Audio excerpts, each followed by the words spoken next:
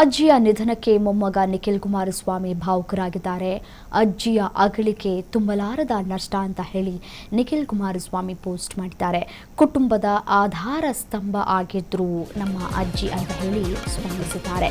ಅಜ್ಜಿಯ ಸರಳತೆ, ಮಮತೆ, ಆತಿಥ್ಯವನ್ನ ನೆನೆದಿದ್ದಾರೆ ಮೊಮ್ಮಗ.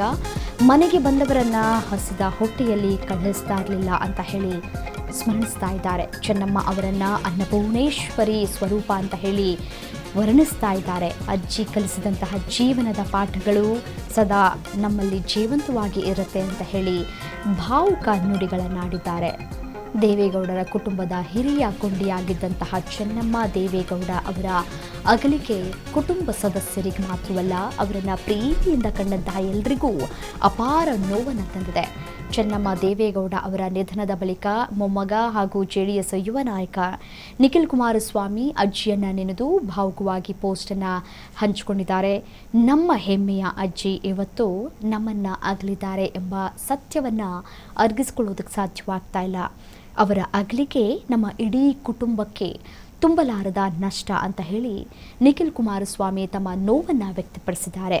ಅಜ್ಜಿ ಕೇವಲ ಅಜ್ಜಿಯಾಗಿರಲಿಲ್ಲ, ಇಡೀ ಕುಟುಂಬವನ್ನು ಒಟ್ಟಾಗಿ ಹಿಡಿದಿಟ್ಕೊಂಡಿದ್ದಂತಹ ದೊಡ್ಡ ಆಧಾರ ಸ್ತಂಭವಾಗಿದ್ರು ಅಂತ ಹೇಳಿ ಈ ಸಂದರ್ಭದಲ್ಲಿ ಸ್ಮರಿಸಿದ್ದಾರೆ ನಿಖಿಲ್.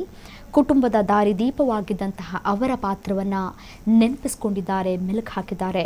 ಚೆನ್ನಮ್ಮ ಅವರ ಸರಳತೆ, ಮಮತೆ ಮತ್ತು ಆತಿಥ್ಯವನ್ನು ವಿಶೇಷವಾಗಿ ಉಲ್ಲೇಖಿಸಿದ್ದಾರೆ ನಿಖಿಲ್ ಕುಮಾರಸ್ವಾಮಿ. ಮನೆಗೆ ಬಂದಂತಹ ಯಾರೊಬ್ಬರನ್ನು ಕೂಡ ಅವರು ಹಸಿದ ಹೊಟ್ಟೆಯಲ್ಲಿ ಕಳುಹಿಸ್ತಾ ಇರಲಿಲ್ಲ. ಪ್ರೀತಿಯಿಂದ ಎಲ್ರಿಗೂ ಊಟವನ್ನು ಬಡಿಸ್ತಾ ಇದ್ರು. ಅವರ ಕೈಗಳು ಸಾಕ್ಷಾತ್ ಅನ್ನಪೂರ್ಣೇಶ್ವರಿ ಸ್ವರೂಪ ಆಗಿದ್ವು ಅಂತ ಹೇಳಿ ಈ ಸಂದರ್ಭದಲ್ಲಿ ಭಾವುಕರಾಗಿದ್ದಾರೆ. ಆ ಅಜ್ಜಿ ತೋರಿದಂತಹ ಪ್ರೀತಿ, ಕಲಿಸಿದಂತಹ ಬದುಕಿನ ಪಾಠಗಳು ಹಾಗೂ ಅವರ ಸರಳ ಜೀವನ ಶೈಲಿ ತಮ್ಮ ಜೀವನಕ್ಕೆ ದೊಡ್ಡ ಸ್ಫೂರ್ತಿ ಅಂತ ಹೇಳಿ ನಿಖಿಲ್ ಹೇಳಿದ್ದಾರೆ. ಇಡೀ ಕುಟುಂಬದ ದಾರಿದೀಪ ಆಗಿದ್ರು ಚೆನ್ನಮ್ಮ ದೇವೇಗೌಡ ಅವರ ಆತ್ಮಕ್ಕೆ ತಾಯಿ ಚಾಮುಂಡೇಶ್ವರಿ ಸದ್ಗತಿಯನ್ನು ನೀಡಲಿ ಅಂತ ಹೇಳಿ ಪ್ರಾರ್ಥನೆಯನ್ನು ಮಾಡಿದ್ದಾರೆ ನಿಖಿಲ್ ಕುಮಾರಸ್ವಾಮಿ. ಅಜ್ಜಿಯ ನೆನಪುಗಳು ಸದಾ ತಮ್ಮೊಂದಿಗೆ ಇರುತ್ತೆ ಅಂತ ಹೇಳಿ ಅವರು ತಿಳಿಸಿದ್ದಾರೆ. ಸಾಮಾನ್ಯವಾಗಿ ನೋಡಿ, ಈ ತಾಯಿಯ ನಂತರ ನಾವು ಯಾರನ್ನಾದರೂ ಅತಿ ಹೆಚ್ಚಾಗಿ ಹಚ್ಕೊಳ್ತೀವಿ ಅಂತಂದರೆ ಅದು ಅಜ್ಜಿನೇ.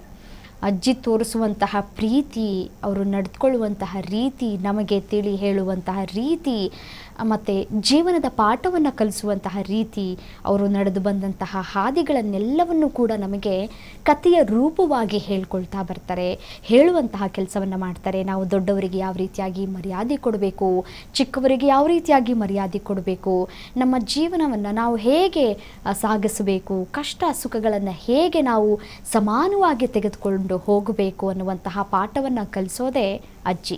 ಅಜ್ಜಿಯ ಪಾತ್ರ ಪ್ರತಿ ಮೊಮ್ಮಕ್ಕಳ ಜೀವನದಲ್ಲಿ ಬಹಳ ದೊಡ್ಡದು ಅಂತ ಹೇಳಿದರೂ ಕೂಡ ತಪ್ಪಾಗಲಿಕ್ಕಿಲ್ಲ.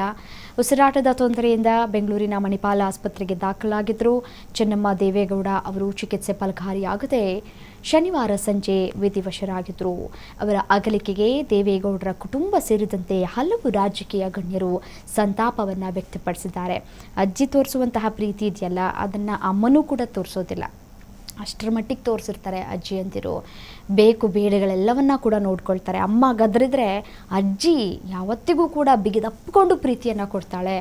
ಆ ಒಂದು ದಿನಗಳನ್ನು ನೆನ್ಪು ಮಾಡಿಕೊಳ್ಳೋದು ಅಥವಾ ಒಂದು ನಡೆದು ಬಂದಂತಹ ಹಾದಿ, ಅವರು ತೋರಿಸಿದಂತಹ ಪ್ರೀತಿಯನ್ನು ಇವತ್ತೊಂದು ದಿನ ಮಾತ್ರ ನೆನ್ಪು ಮಾಡ್ಕೊಳ್ಳೋದಕ್ಕೆ ಸಾಧ್ಯ ಆಗೋದಿಲ್ಲ. ಪ್ರತಿ ಬಾರಿ ಪ್ರತಿ ಕ್ಷಣವೂ ಕೂಡ ನಾವು ನೆನ್ಪು ಮಾಡ್ಕೊಳ್ತಾ ಇರ್ತೀವಿ.